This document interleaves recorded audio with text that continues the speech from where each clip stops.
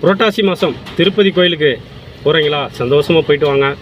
திருப்பதி வெங்கடாசலபதியை அவ்வளோ சீக்கிரம் யாரும் தரிசிக்க முடியாது. இது நான் அறிந்த ஒரு உண்மை. திருப்பதி கோயிலுக்கு நான் 10 வருஷமாக போயிருக்கேன் நண்பர்களே. போய் சாமி தரிசனம் பார்த்துருக்குறேன். ஆனால் என்னோடய மனைவி குழந்தைகளை 4 வருஷம் தான் கூட்டிகிட்டு போயிருக்கிறேன். மீதி 6 வருஷம் அவங்க இல்லாமல் நான் மட்டும் போய் தரிசனம் பண்ணிட்டு வந்திருக்கேன். அந்த பாக்கியம் எனக்கு கிடச்சிருக்குது. நீங்கள் யாரும் திருப்பதி கோயிலுக்கு போயிருக்கிறதா இருந்தால் கமெண்ட் பண்ணுங்கள். திருப்பதி கோயிலுக்கு ஃபஸ்ட்டு கீழே போய் அம்மையார் பத்துமாதி தாயாரையும் லட்சுமி தாயாரையும் வணங்கிட்டு மேலே மலை மேலே பாத யாத்திரை போகலாம், இல்லை பஸ்ஸில் போகலாம், எப்படி வேணால் போகலாம்.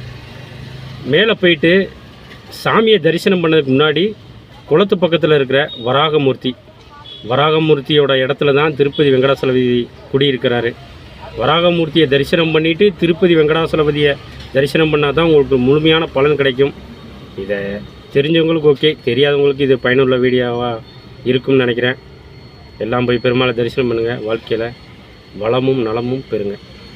நன்றி.